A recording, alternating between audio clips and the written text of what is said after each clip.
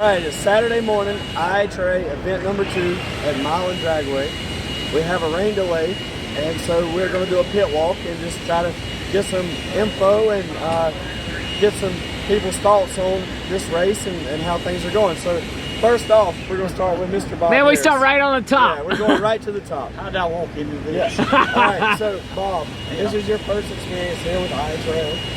Can you tell us a little bit about how you see things going and how y'all feel about the racing surface, the people, just the experience?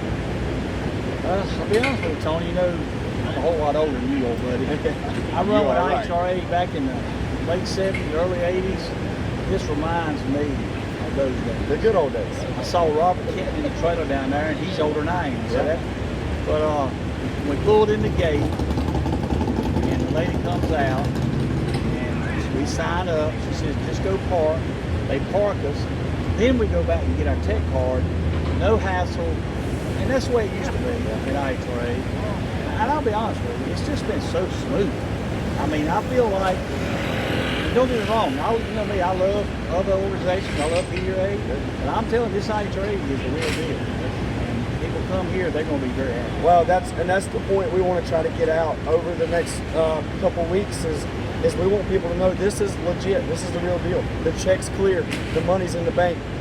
You know, we're racing for $20,000 in Pro Nitrous. There's only 7 cars.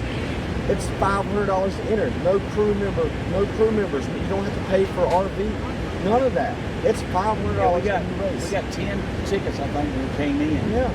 It doesn't cost you anything. Guys come around and say, hey, y'all up 30 minutes. Guy come around and say, okay, you're up now. No waiting in staging lanes. I mean, really impressed because it's only the second race. Right. You know, and it takes, I know back in 2014 when we started the other deal with IHRA, it took races to get it going. Yeah. He's got so many employees. Everybody's got an IHRA shirt on. It's like, where's the bathroom? Right there. Where's the eating place? Right there. You know, it's good. Really, really good. Yeah. And this is not going to be. This is not a bash session to anybody. No. What this is take all this. Everybody that has a series needs to take all this in and say, okay, what can we do to make ours better? Where can we improve? You know, where can we improve at? And that's what we need to gather from all this, because we all want places to race. I do understand that this was a last-minute deal as far as the schedule. A lot of teams aren't funded to the point where they can add 5 or 7, 8 races to their schedule. I understand that. Mr. Cuddle told us that in our meeting. He said, next year, same deal. Pro Nitrous is separated from Pro Boost. That's what we're doing. 2026 is 10 races, and we're going to have Pro Nitrous again, and that's set in stone. So that's really good. And I hope the Pro Nitrous guys realize this. You got a place to race with your own power ass. You don't have to run against screws. You don't have to run against some What about the Harsh Charger? The Harsh Charger's fast. I was just down there talking to, you know me, I was out sneaking around the pits this morning. The Pro Charger, you know, they've been good. They've been real supportive of IHRA and supportive of all their customers, and it's got to step the game up, and you know, y'all give them the same thing. Well, we were 15,000 behind them last night. So I didn't feel too bad about that. That was a good run. We got a different motor in the car now. But even to talk about Mr. Cuddle, I talked to him yesterday because I met him back doing another transition a few months ago, so I kind of know him. And he said, he actually bragged on IHRA yesterday. He said, I like that family atmosphere, and that's what I want over here. And what I see, and I told him, don't get discouraged because you don't have 400 cars, you only got 200, because people have done their vacations. They have laid their schedule out for 2025. 2026, people got a choice to make. Yeah. He says I think it's going to be good. And he says the schedule will be out in about a month. Told me in September, the schedule will be out. He's not messing around. Now, I like the idea that he moved his low mod race to 125 up here in 2 weeks. Now, I'm not crazy over that schedule because it's back. Yeah. But I understand why he didn't do it at the other track, because he always so worried about the safety. You see the 2 side-by-sides that he bought with the fire suppressor in the back? Yes. $80,000 for 2 of them. Oh, Unbelievable. Yeah. That just tells you he is really committed to do the right thing. 100%. He's definitely committed. All right, so you get it here first from Bob Harris. This is the real deal. We're looking forward to running this series the rest of this year and 2026, and hopefully it goes farther. You know. Yeah, I mean, I wish good luck on all NHRA, PDRA, Midwest, IHRA. Hey, without these places, we don't have anywhere to race. Yeah. Me and you can't just meet up on Saturday night at Sonic somewhere and run our cars. No.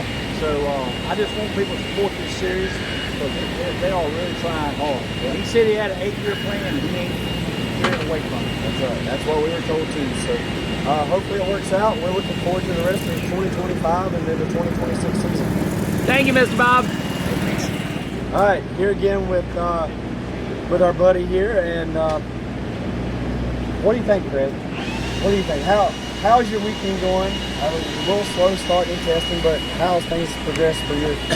We're chasing a few things. I mean, we made a big swing on the 4-link before Q2, and it seemed to like it. We found exactly where the problem was there. We tried to rectify it. It's going to take some parts before next weekend.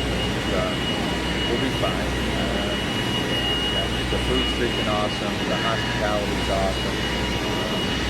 We're going to get through it. We got Larry Larson first round. And, Larry's a good run. Yeah. Oh yeah. Larry's tough.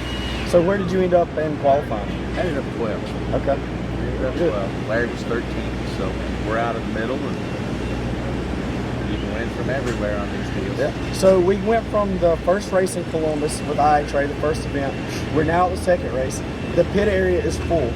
We've doubled car counts, tripled car counts, in pretty much every class except for a few. What is your take from the first race to the second race? I think with the late schedule, it just kind of put everybody behind, and they had to really look at their days off and get their help there, work on the cars. The sportsman guys, they doubled in size over Columbus, and that's all due to everybody's got to work. Trying to get through that, but I think the schedule's going to come out early enough that people will be able to take and schedule that racing here with IHRA instead of with the others. Because being able to run 2 races in 1 week, I think there's a great benefit there. You're only towing once. The spectator count, there were 3 or 4 times here in the Pro Mod pit lane that you couldn't walk down it because it was packed with people. Oh no, we've been through a box of hero cards already. So what I've told everybody is that I've raced NHRA, PDRA, now IHRA. I've raced all over the country. But what's cool is we have kids in the pit area. We have grown folks here. They want autographs. I mean, this is a NHRA field for kind of your pro mod redneck style racers, but it has the NHRA feel with the people, the venue set up and everything, all the signage and all. It has a professional feel to it, and I like NHRA. If I had it, I want to race NHRA. I like Pro Mile racing, but to be able to come here, run 8 mile, and still have that atmosphere, it's been awesome. And I hope everybody else feels that way, because I know some people haven't been able to run NHRA and they haven't got to experience what it's like over there. But this is the real deal, and it feels good to be here and have people coming by. It does. I bet we went through 400 or 500 stickers with kids coming in and out. We had a good day on selling t-shirts.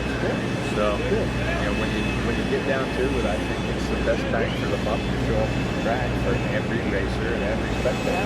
Because we are racing for more than what the professionals can take. You're right. Yeah. And so that professional appeal is there. Yeah, not only in atmosphere, the atmosphere is very professional, the money's professional.